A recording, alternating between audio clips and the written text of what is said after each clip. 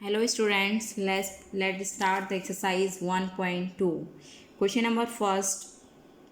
State whether the following statement are true or false. Justify your answer. आपको true false बताने हैं but reason भी लिखना है, ठीक है.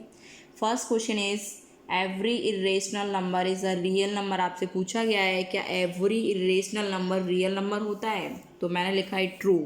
बिकॉज मैंने आपको रियल नंबर की डेफिनेशन बताई थी. It is the combination of rational and irrational number. ठीक है, कलेक्शन या कलेक्शन है रेशनल और इरेशनल नंबर का. तो real number is a collection of rational and irrational number. That's why real number के अंदर इरेशनल नंबर भी आ सकते हैं. तो every irrational number is a real number. तो देयरफॉर ये कंडीशन क्या हो जाएगी आपकी ट्रू. नेक्स्ट है आपके पास every point on the number line is the form root m where m is natural number. या क्या देखो इसका मीनिंग क्या है, मैंने लिखा false. No negative number can be square root of any natural number. देखो इसमें मैंने ये आपको लास्ट में करके देखिए, ये नंबर लाइन है आपके पास. ये जो नंबर लाइन मैंने आपके पास लिखी है, एक सेकेंड बच्चों, मैंने आपके पास ये जो नंबर लाइन ऊपर यहाँ शो की थी, ये 0 है, इसके बाद 1 2 3 इस तरीके से होते हैं. ये -1 -2 -3. अगर यहाँ आप स्क्वायर रूट इनके ऊपर चलाओगे तो यहाँ पर जैसे √1 है 1 मिल जाएगा, √4 है उसका 2 मिल जाएगा, √9 आएगा उसका 3 मिल जाएगा. परफेक्ट स्क्वायर रूट्स मिलेंगे.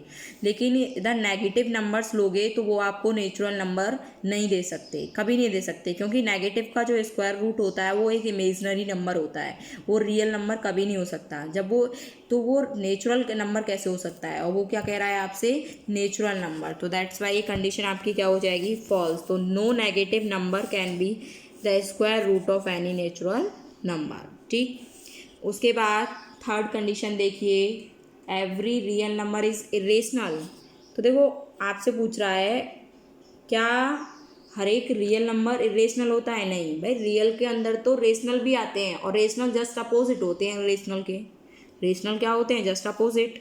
तो यहाँ पर हमने फॉल्स लिख दिया क्योंकि 3 आपका रियल है बट ये रेशनल नहीं है. ठीक है, इरेशनल के लिए तो जो P/Q की फॉर्म में नहीं लिखे जा सकते हैं. ठीक है, और डेसिमल के अकॉर्डिंग मैंने क्या बताया था, नॉन रिपीटिंग नॉन टर्मिनेटिंग. ठीक है, जो नंबर ख़त्म भी ना हो और रिपीट भी ना हो. उसके बाद आपका सेकेंड क्वेश्चन है, are the square root of all positive integers are irrational if not given an example square root of number that is rational number. आपको बताना है कि are the square root of all positive integer are irrational. जो square root अगर आप लोगे सारे के सारे पॉजिटिव इंटीजर्स का, तो वो क्या सब इरेशनल आते हैं, आपको ये बताना है. तो ऑल पॉजिटिव इंटीजर्स आपने लिख लिए 1 2 3 इस तरीके से. तो the square root of all positive integers are not irrational. तो हमने लिख दिया कि नहीं, सब इरेशनल नहीं आते. क्यों, देखो फॉर एग्जांपल मैंने समझाया हुआ है, क्योंकि √1 का 1 होगा, √1 के बाद √2 आएगा, तो √2 की वैल्यू होती है 1.41 करके, और √4 √3 की वैल्यू 1.732 करके कुछ होती है. तो √4 2 √9 3 √16 जो परफेक्ट स्क्वायर नंबर हैं वो तो आपको मिल जाएंगे.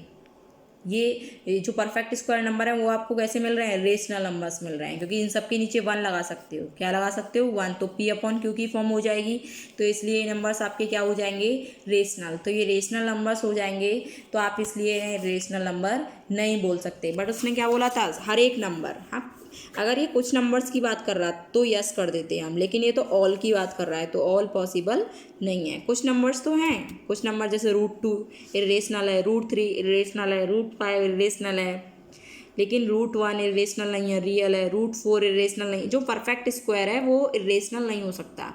परफेक्ट स्क्वायर जो होता है वो हमेशा क्या होता है, इरेशनल नहीं हो सकता, वो हमेशा क्या होगा, रेशनल होगा परफेक्ट स्क्वायर. ठीक, उसके बाद क्वेश्चन नंबर थर्ड है, that is most important for exam point of view. 3 या 4 मार्क्स के लिए बहुत क्वेश्चन इंपॉर्टेंट क्वेश्चन है.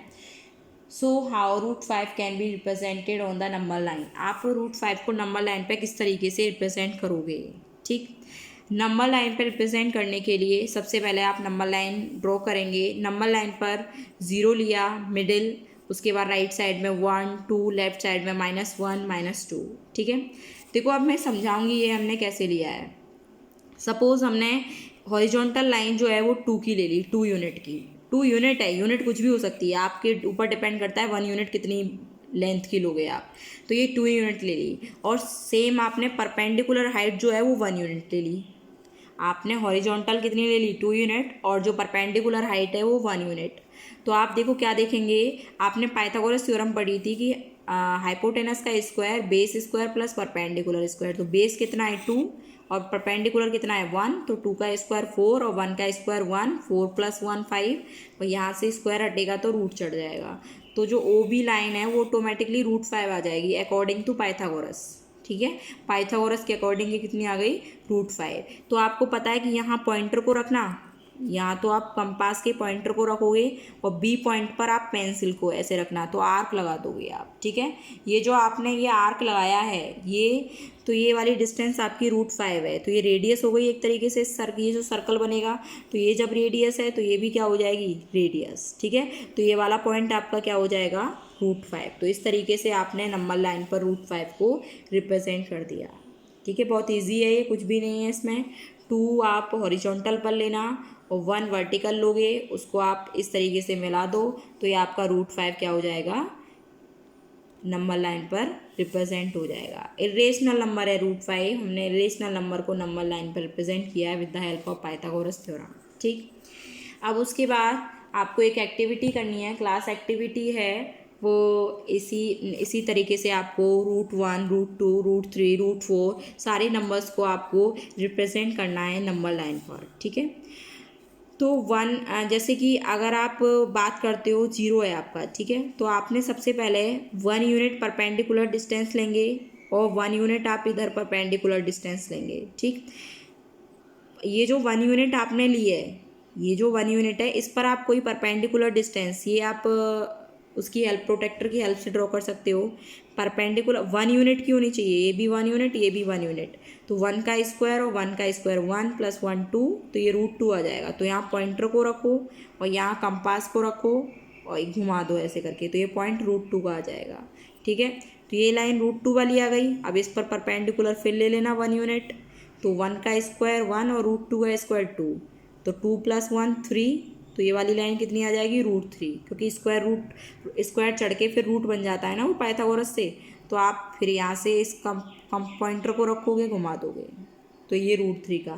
फिर से आप वही काम करोगे, फिर से परपेंडिकुलर खींचना 1 यूनिट, फिर उसको ज्वाइन कर देना, फिर आप यहाँ से घुमाओगे तो वो √4 मतलब एग्जैक्ट 2 पर आके मिल जाएगा। तो इस तरीके से आप स्पाइरल इसका बना के दिखा सकते हो एंड सो ऑन। ये आपके एनसीईआरटी में एग्जांपल्स भी हैं √2 और √3 को रिप्रेजेंट करने के। ठीक है, तो आपकी इस तरीके से 1.2 एक्सरसाइज जो है वो फिनिश हो जाती है। ठीक, थैंक यू।